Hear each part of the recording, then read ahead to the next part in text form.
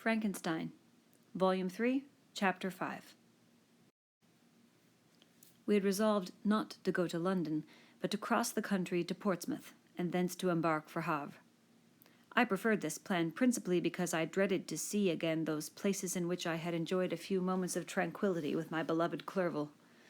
I thought with horror of seeing again those persons whom we had been accustomed to visit together, and who might make inquiries concerning an event, the very remembrance of which made me again feel the pang I endured when I gazed on his lifeless form in the inn at.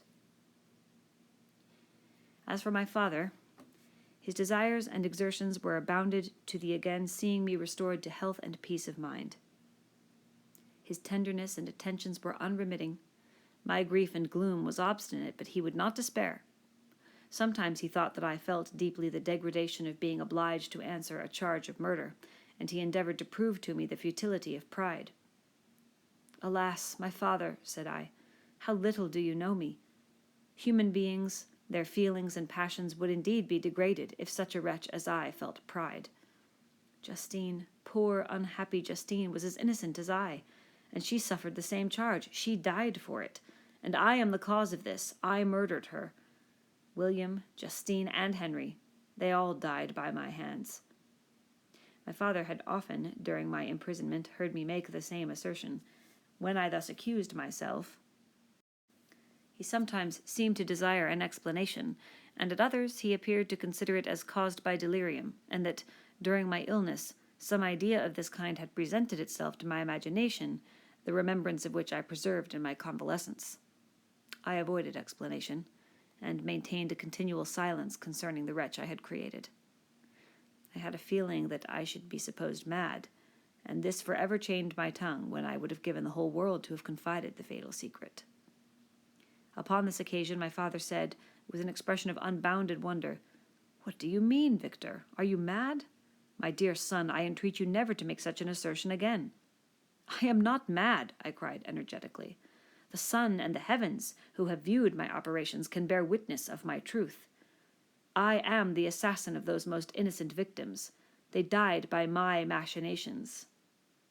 1,000 times would I have shed my own blood, drop by drop, to have saved their lives. But I could not, my father, indeed, I could not sacrifice the whole human race." The conclusion of this speech convinced my father that my ideas were deranged, and he instantly changed the subject of our conversation and endeavored to alter the course of my thoughts. He wished as much as possible to obliterate the memory of the scenes that had taken place in Ireland, and never alluded to them or suffered me to speak of my misfortunes.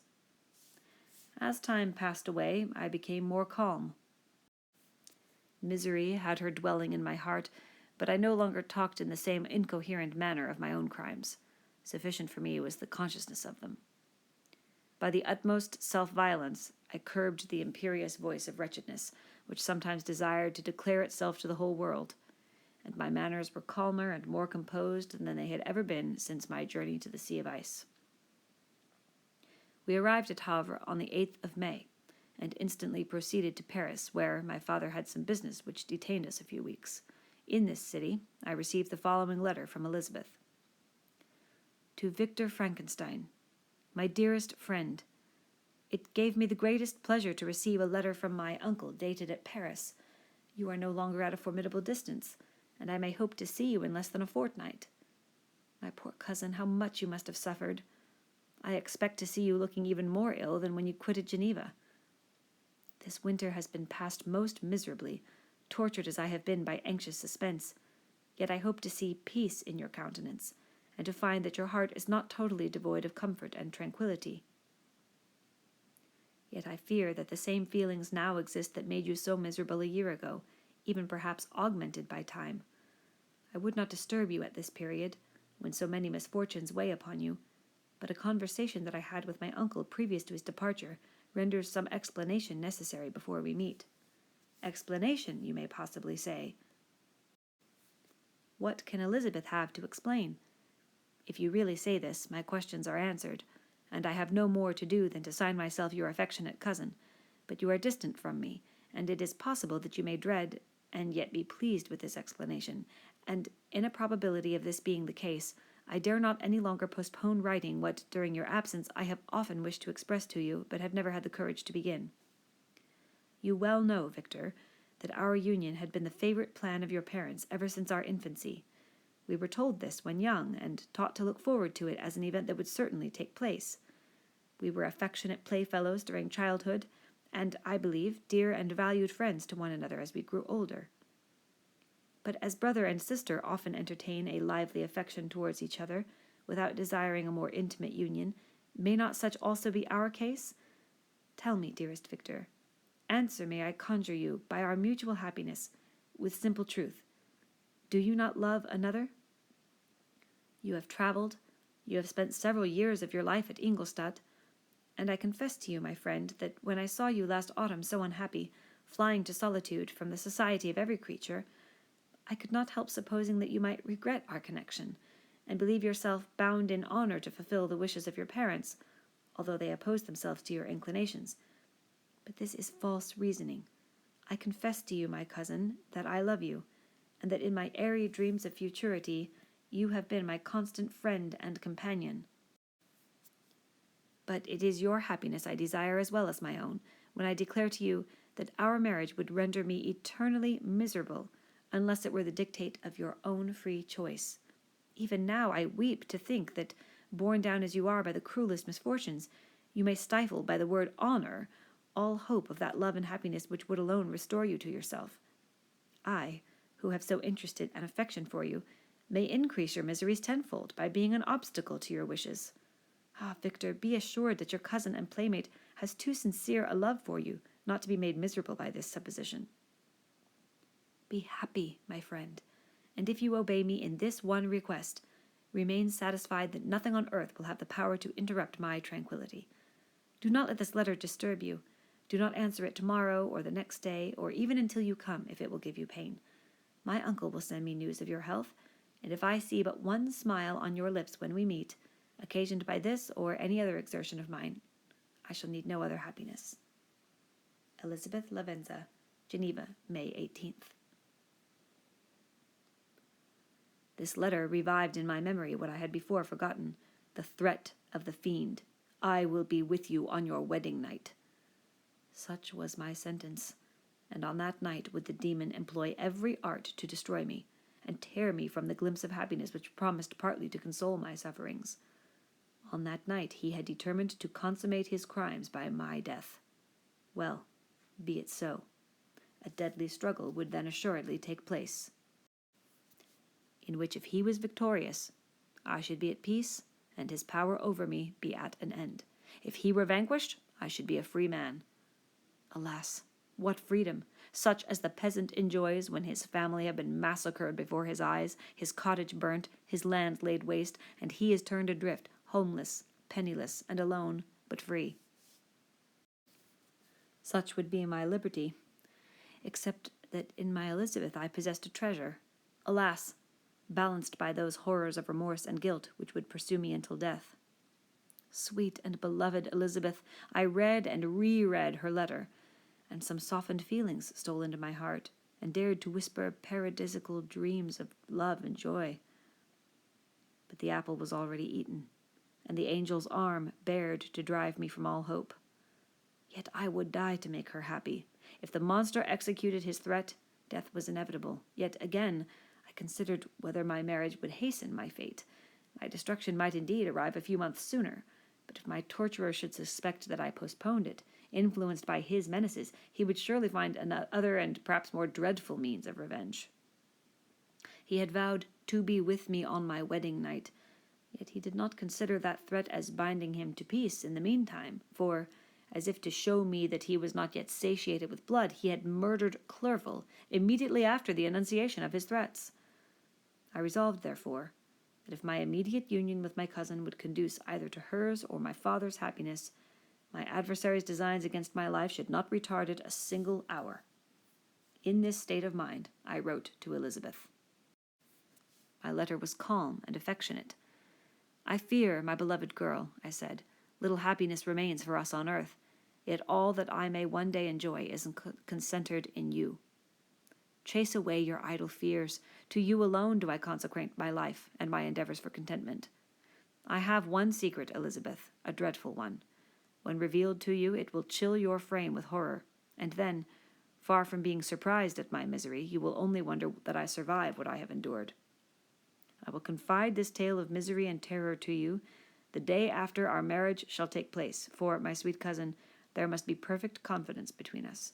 But until then, I conjure you, do not mention or allude to it. This I most earnestly entreat, and I know you will comply. In about a week after the arrival of Elizabeth's letter, we returned to Geneva. My cousin welcomed me with warm affection, yet tears were in her eyes as she beheld my emaciated frame and feverish cheeks. I saw a change in her also. She was thinner, and had lost much of that heavenly vivacity that had before charmed me, but her gentleness and soft looks of compassion made her a more fit companion for one blasted and miserable as I was. The tranquillity which I now enjoyed did not endure. Memory brought madness with it, and when I thought on what had passed, a real insanity possessed me. Sometimes I was furious and burnt with rage, sometimes low and despondent.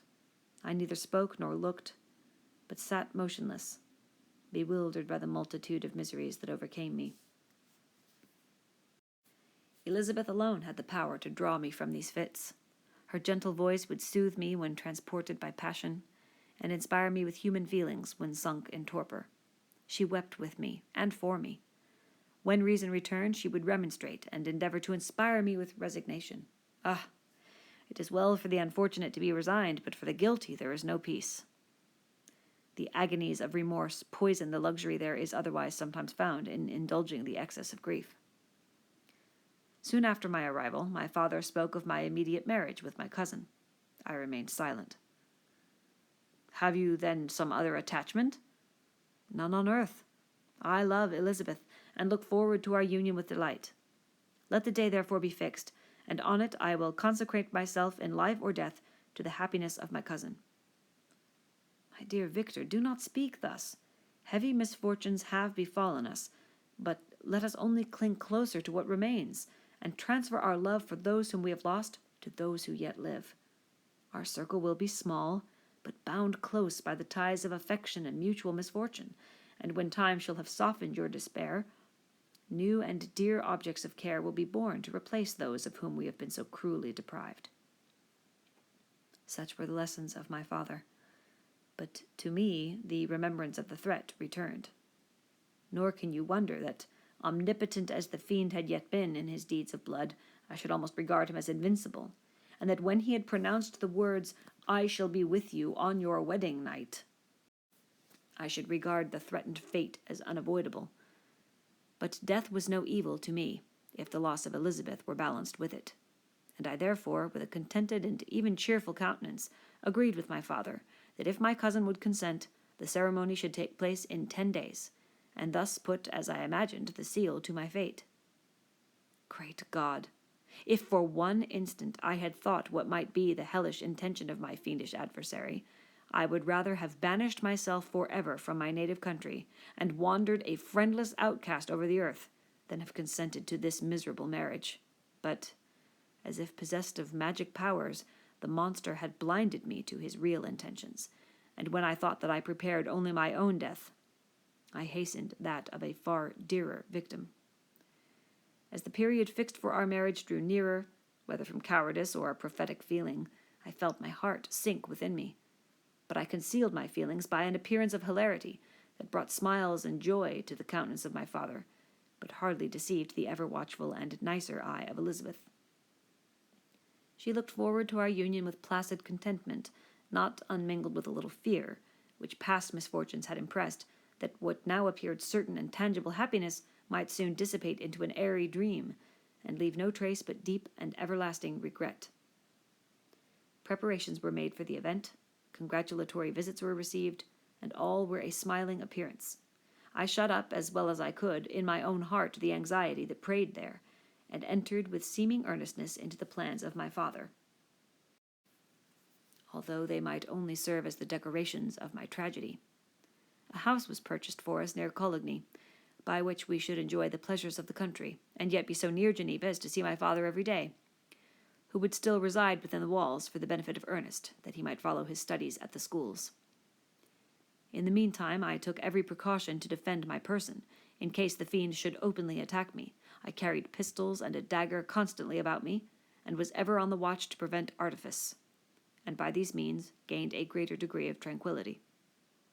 Indeed, as the period approached, the threat appeared more as a delusion, not to be regarded as worthy to disturb my peace, while the happiness I hoped for in my marriage wore a greater appearance of certainty, as the day fixed for its solemnization drew nearer, and I heard it continually spoken of as an occurrence which no accident could possibly prevent. Elizabeth seemed happy. My tranquil demeanor contributed greatly to calm her mind. But on the day that was to fulfill my wishes and my destiny, she was melancholy, and a presentiment of evil pervaded her, and perhaps also she thought of the dreadful secret which I had promised to reveal to her the following day. My father was in the meantime overjoyed, and, in the bustle of preparation, only observed in the melancholy of his niece the diffidence of a bride. After the ceremony was performed, a large party assembled at my father's, but it was agreed that Elizabeth and I should pass the afternoon and night at Evian, and return to Coligny the next morning. As the day was fair and the wind favorable, we resolved to go by water. Those were the last moments of my life during which I enjoyed the feeling of happiness. We passed rapidly along. The sun was hot, but we were sheltered from its rays by a kind of canopy, while we enjoyed the beauty of the scene, sometimes on one side of the lake, where we saw Mont Salève, the pleasant banks of Montalegre, and at a distance, surrounding all, the beautiful Mont Blanc, and the assemblage of snowy mountains that in vain endeavor to emulate her. Sometimes coasting the opposite banks, we saw the mighty Jura opposing its dark side to the ambition that would quit its native country, and an almost insurmountable barrier to the invader who would wish to enslave it. I took the hand of Elizabeth. "You are sorrowful, my love. Ah, if you knew what I have suffered, and what I may yet endure, you would endeavor to let me taste the quiet and freedom from despair that this one day at least permits me to enjoy." "Be happy, my dear Victor," replied Elizabeth. "There is, I hope, nothing to distress you, and be assured that if a lively joy is not painted in my face, my heart is contented. Something whispers to me not to depend too much on the prospect that is opened before us, but I will not listen to such a sinister voice. Observe how fast we move along, and how the clouds which sometimes obscure and sometimes rise above the dome of Mont Blanc render this scene of beauty still more interesting. Look also at the innumerable fish that are swimming in the clear waters, where we can distinguish every pebble that lies at the bottom. What a divine day! How happy and serene all nature appears." Thus Elizabeth endeavored to divert her thoughts and mine from all reflection upon melancholy subjects, but her temper was fluctuating. Joy for a few instants shone in her eyes, but it continually gave place to distraction and reverie. The sun sunk lower in the heavens. We passed the river Drance, and observed its path through the chasms of the higher and the glens of the lower hills. The Alps here come closer to the lake, and we approached the amphitheater of mountains which forms its eastern boundary. The spire of Evian shone under the woods that surrounded it, and the range of mountain above mountain by which it was overhung. The wind, which had hitherto carried us along with amazing rapidity, sunk at sunset to a light breeze. The soft air just ruffled the water, and caused a pleasant motion among the trees as we approached the shore, from which it wafted the most delightful scent of flowers and hay. The sun sunk beneath the horizon as we landed, and as I touched the shore, I felt those cares and fears revive, which soon were to clasp me and cling to me forever.